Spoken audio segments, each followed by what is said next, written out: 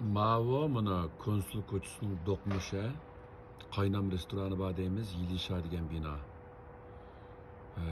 Hamda sel pakara ko'ringan Xo'jav mehmonxonasi, qora egiz ko'ringan Baybol binosi. Baybol, Xo'jav Baybol. Ondan keyin Mavo mana shu juyanning ichidagi bino, 6-bino. Mavo 5-bino. Hem de İva Arman'ın üstündeki bina deyimiz mana. Koçuk qarasanglar mana. Noğay mecit göründü matrapten. Udul mansak üstü Rüda.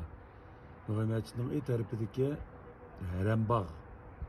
Herembağ restoranı. Şunka yüyen. Rüda sodu sarıya var.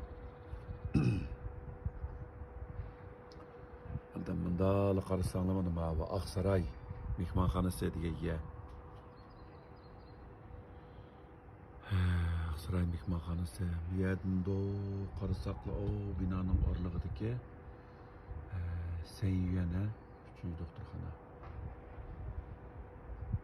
O'zbek Şinjan'da shu ma pastga bu konsul ko'chasi degan gap.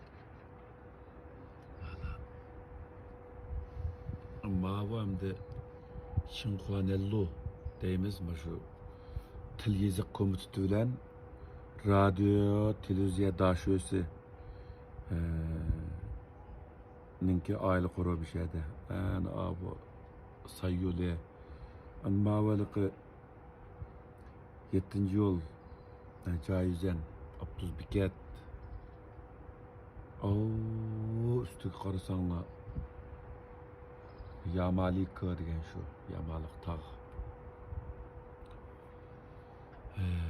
Shunday qilib qarab mishalarga o'tib 3 oy bulay deb qoldi mana.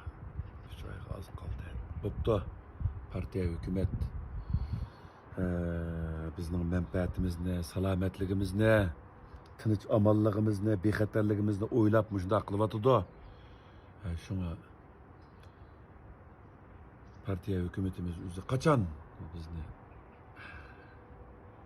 chiqadiganga sharoit yaratib bersa, shu vaqt chiqamiz ham deb biz uyda armelab, kitob o'qib, soz chelib, ancha-muncha sizlarga xushalliq ekilgan kichik tipdagi epizodlarni qilib, shunday qilib turamiz hamda. Shunday tuqqanlar, xafa bo'lishning, ranjishning, ko'tildashning o'rni yo'q hamda.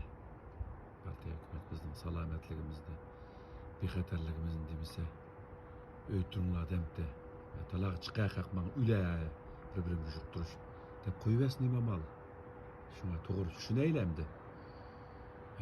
To'g'ri tushunaylar bu ishlarni.